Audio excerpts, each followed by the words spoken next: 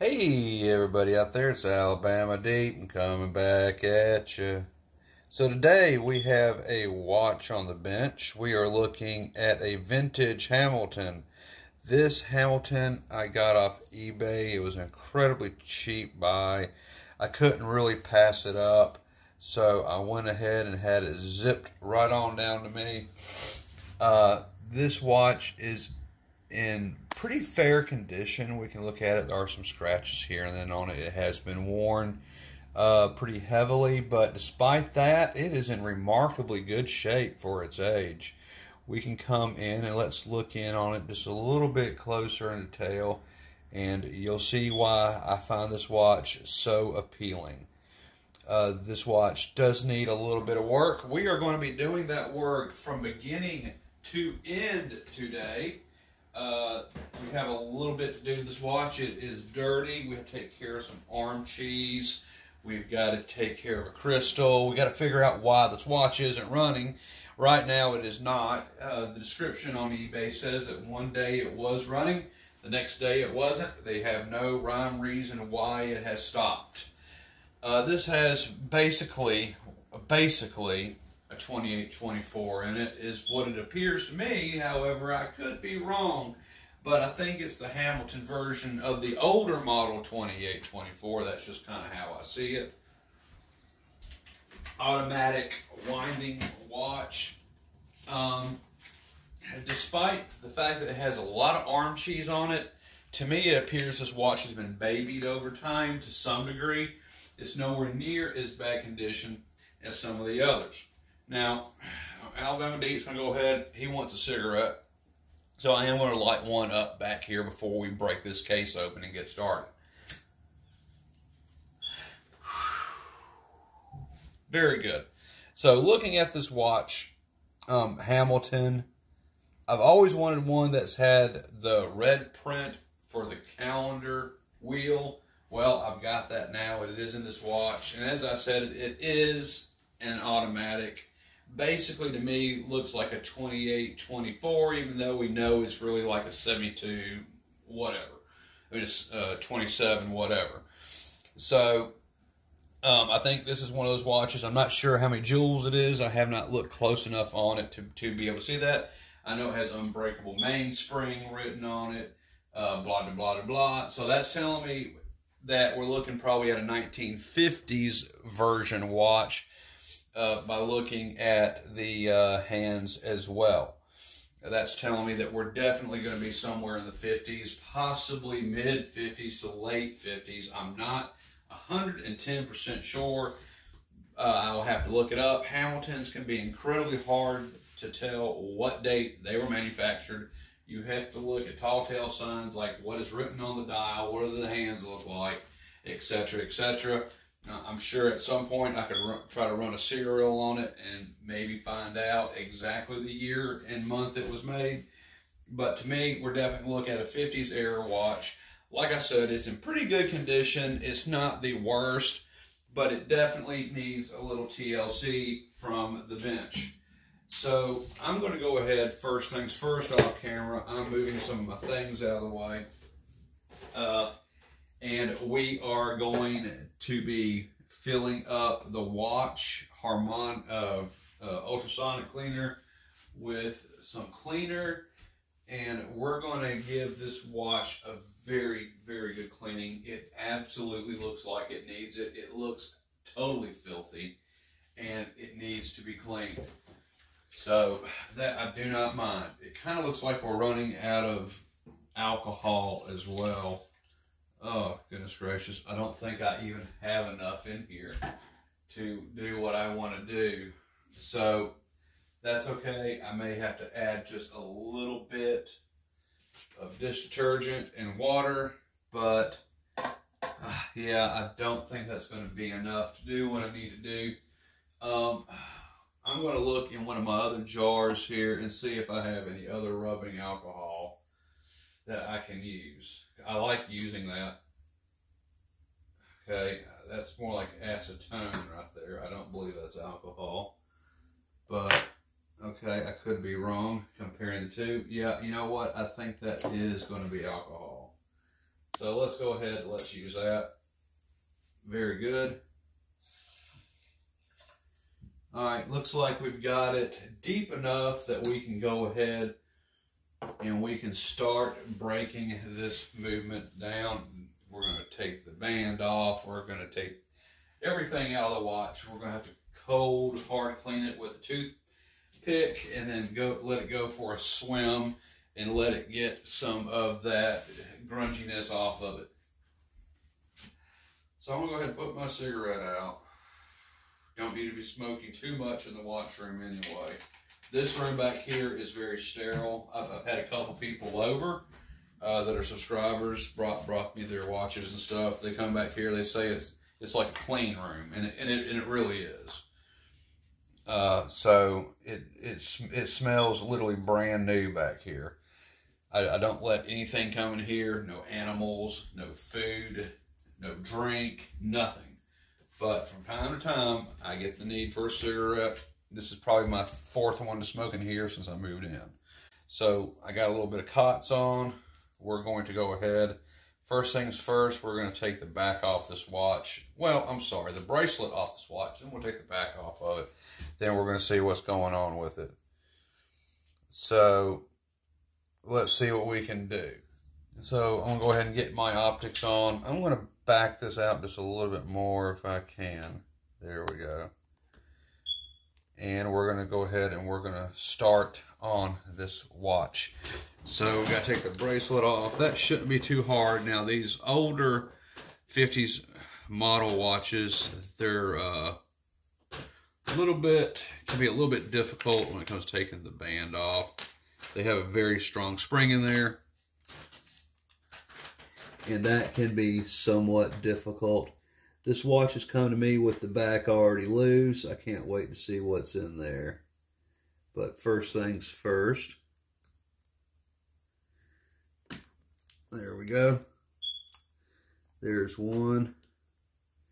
And probably what I'm going to end up doing, ooh, look at those grody pins. Definitely pretty grody looking. I'm not going to be getting rid of even so much as the pins. We're saving the pins. The pins are going to be used. I see no reason to replace them. They look a little, blah, but that's okay. I don't mind washing those and cleaning those. So let's come over here now and let's get onto this one. See if I can take the pin out of this. There we go. Got that pin off. Very good. This pin is much like the other one, as you can see. Well, you can't see. Let's move the watch out of the way. We'll show you the condition of the pins. And I know it might be a little hard for some people to understand why would I even want to save these pins. I want to save these pins because these pins came original with the watch. They don't look too terribly damaged. I think that it is something that I can definitely salvage. So I'm going to be putting these into the ultrasonic. They're already there. They're going for a wash. Taking a look at the band. Let's do that. If we can get the band to cooperate with us. We can come in, we can take a look at the band. We can see a lot of arm cheese in it, a lot of dirt, etc., etc. But we're still going to do our best to use every original piece to this watch. I don't see a reason not to use them. These little pins come off. You can see all this dirt that's in there. It's pretty gross indeed. This particular pin doesn't want to slide too well. That's fine. It's going into the ultrasonic right now. It is in. It is going for a bath.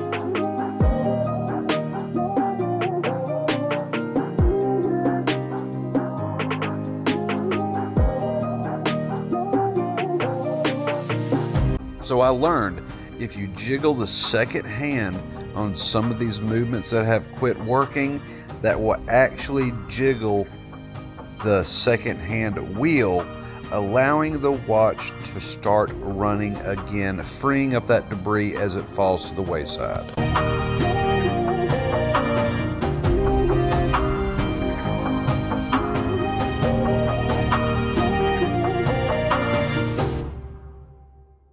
When you have an older 28-24 variation, which is what I guess we'll call this, because if it's not 28-24, someone's going to correct me on there if it's not. And I'm sure it's not called a 28-24. I'm sure it's called like a 27-36 or some bullshit like that. I don't know. But I have learned on these older movements, when they stop working like that, normally it is something wrong with the second wheel underneath the automatic movement. Sometimes a little bit of debris in these older watches will get stuck and it'll just quit working. I have learned this most recently. Okay, so it's running. It's running again. Absolutely perfectly. It just had a little bit of debris inside that second wheel. Moving that second hand, jiggling it the way I did, freed it up. Now it's running just fine. Okay, well, maybe not just fine. We're going to check that out. But okay, so now we have a running movement on a Hamilton watch. Notice how the hands itself, let's come in and just take a look at those hands. Look at the hands, how the hands themselves are dirty. Now, originally, I would get after it with some Rodico, but I have sincerely learned that that is not the best thing to use. So I'm going to very gently come in here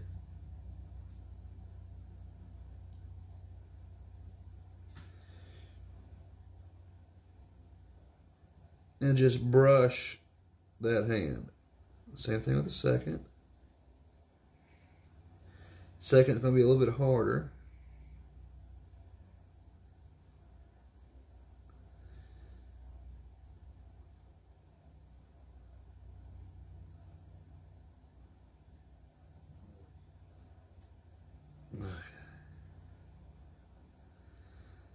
Now, that looks better. That looks a lot better. It's starting to clear up. I'm getting a lot of that off. On the markers, I may want to go back and do some too on it here and there. Now, I won't use Rodico per se, but I will very gently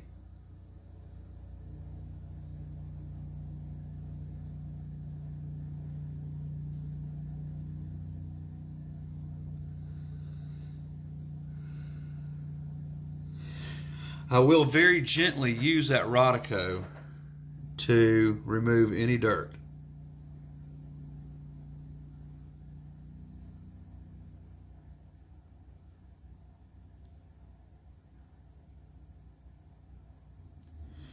Same thing on the second hand, if I can.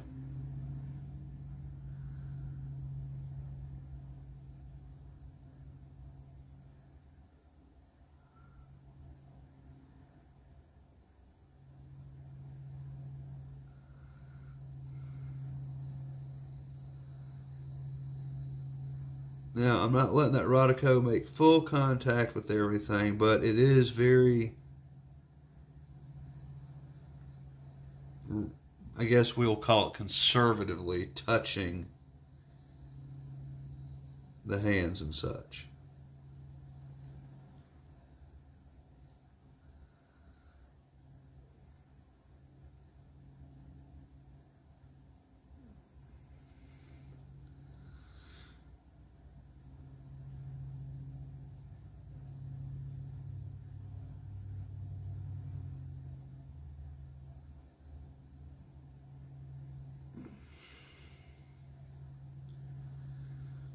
Okay, and that's just spoofing it up a little bit. If I want to do more, I can take the hands off the watch. Y'all have seen me put hands on. You see me take hands off, but ideally, My thing is that I don't want to do more than what is necessary. Yeah, I could take the hands off. Yeah, I could do all this, that, da, da, da, da, da, da, da. But would it be necessary, especially on a watch that has started out so strong with just a little bit of a jiggle?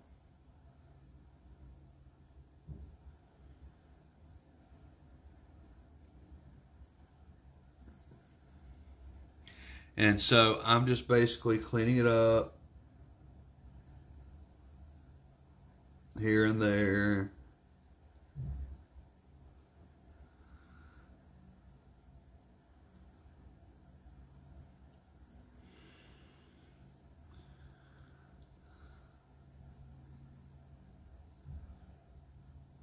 There's a little blemish. Now it's gone.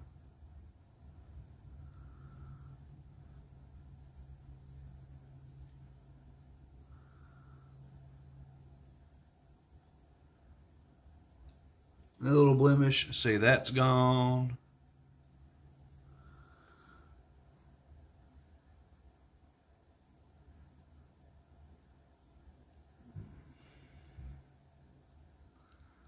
I'll turn it back around. Let's see what we got. There's another little white thing or other. Now it's gone. Not bad. Okay, so I'll take this for $1 million. That looks a lot better. Okay, so let's zoom back out. This is kind of what I'm seeing with my own eyes.